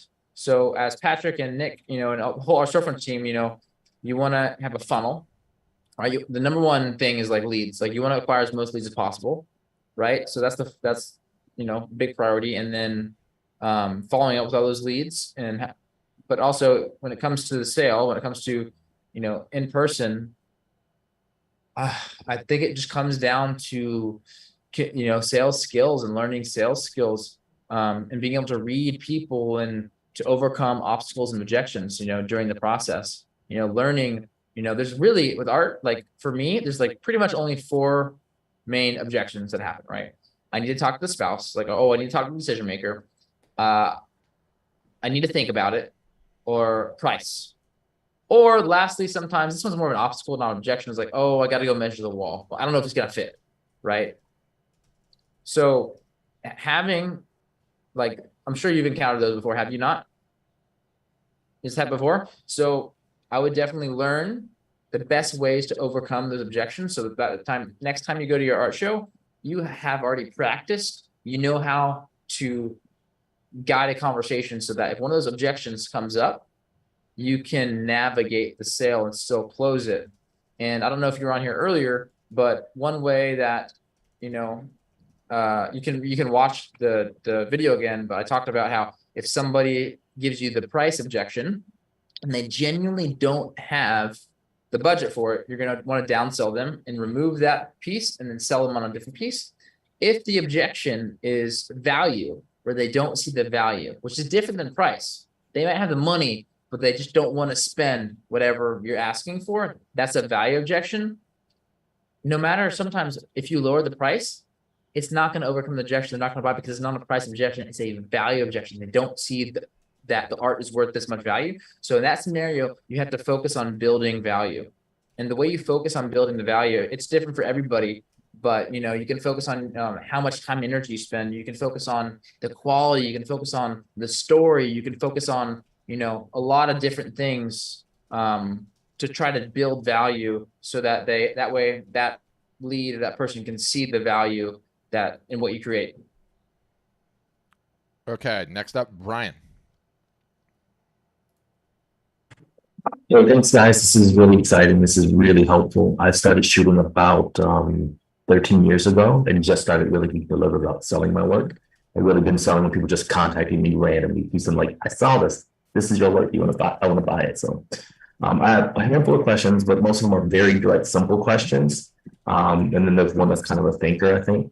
The first one, I think for the photographers, we worry about quality, like pixels per inch. And it's like, I don't want to sell a print larger than a certain size to start spending those pixels on. So where's your quality threshold on PPI? Because the pinnacle of my work is big, really large wildlife prints like elephants, zebras, and things like that from my time abroad. Yeah, to answer that first question, I just say if you have the ability, buy the largest megapixel camera you possibly can. So that way you have the nicest technology to print your work. And so then you can print, you can print really large. No, I'm saying in your prints, when you decide this is going to be this size, you do the math. You do the math and say, well, this is spreading this out to this PPI, and I'm not comfortable with that. What's that line for you? Yeah, it depends. It depends on the viewing distance. If the viewing distance is far, it really doesn't matter, right? If someone's gonna be looking at a piece and it's far away, it literally doesn't matter. And here's the thing. I've just said, okay, am I gonna buy? I really want this camera, right? It's called Phase 1. It's a camera. It's like with the whole system's like 70 fucking grand, right? It's $70,000. Right. Here's the thing. Will getting that camera make my quality of my work better? 110%, 1,000%. It's gonna make it so much better, right? Are my clients gonna care? Are they gonna notice? No. They're literally not gonna see it. So I would rather spend that 70 grand, that 80 grand on marketing to acquire new clients than to buy a camera that nobody's going to see the quality. I have a couple of other questions, so I don't want to get hung up on any one of them. So just, you don't have Ryan, you get one more. So pick your next winner. Well, he mentioned he uses another printer, and I know that the sizes I want to print, our storefront won't support all of those. And he never mentioned who the printer is, so I kind of wanted that one too, so I can get a start on printing really massive prints. That's a great question. There's a lot of different printers that I've used over the years, and I don't feel comfortable sharing the one I use now just because I love working with them. So I would just encourage you to research and find the ones and test them and see which ones you like. And in that equation, when you're going that big, how important is it to have a local that you can go to, right? And see the quality and everything else and understand it. Okay. Sorry, Brian, but I got to keep this moving. We're totally up on the deadline and there's 3 questions left. We'll get through all of those and then we'll call it a day. Barbara, you're up next. Go ahead. And then it's going to go Ben, then it's going to go Norleen.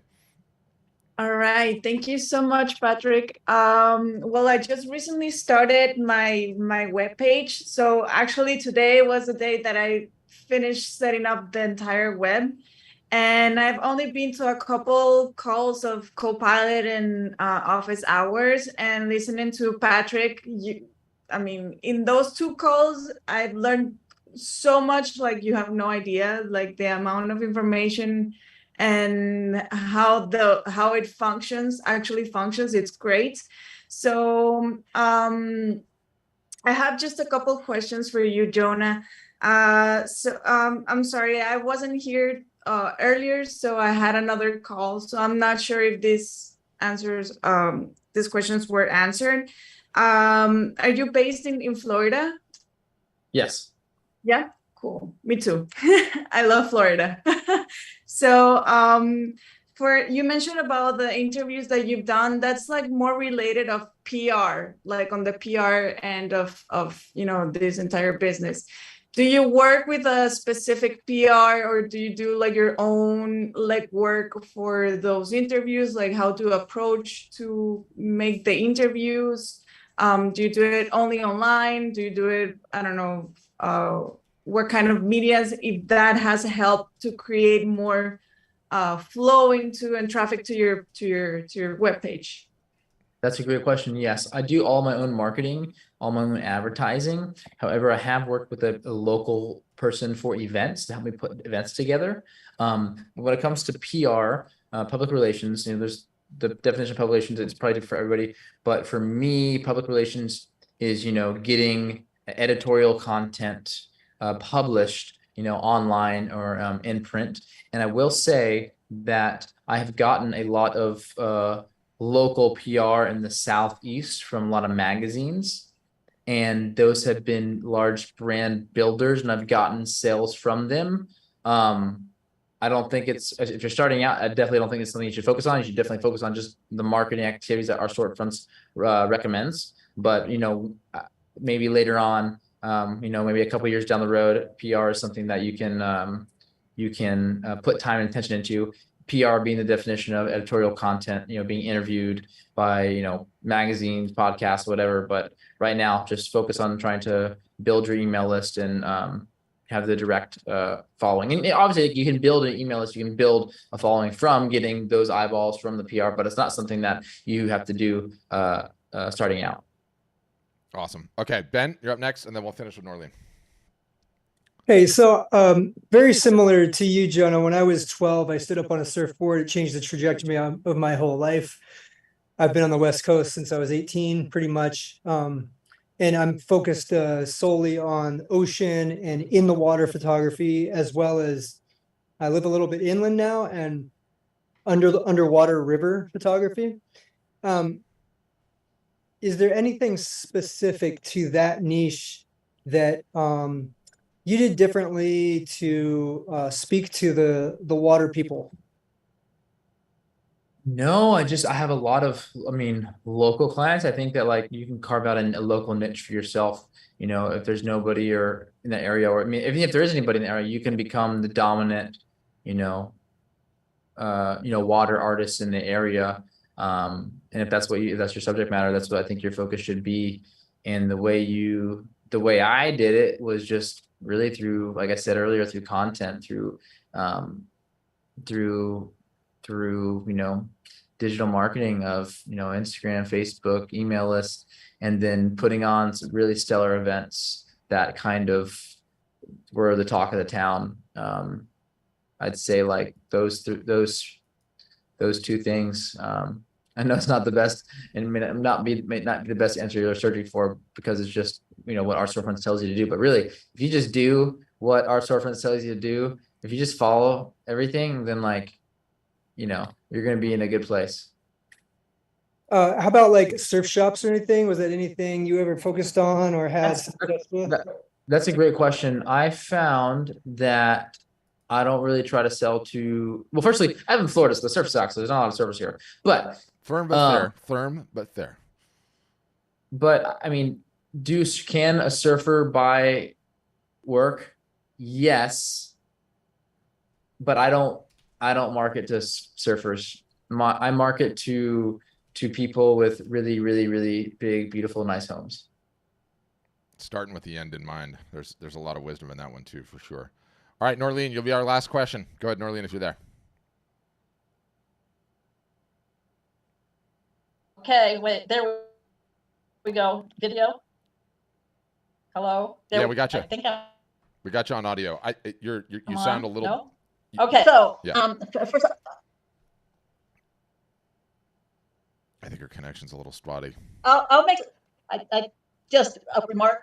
Mm-hmm. Yeah, about the surfing thing. I don't know if Jonah, if you know the surf photographer Art Brewer, who was kind of a legend, and he just recently, he markets he just died in, and this is like a whole new ball game for someone who did a lot of things, but it was really catering to surfers. And I don't think that the market for small, little, precious prints is what it is for these big prints. And there's another surf photographer in Redondo Beach. There's a couple of them that they're huge and they're very successful, like you, Jonah.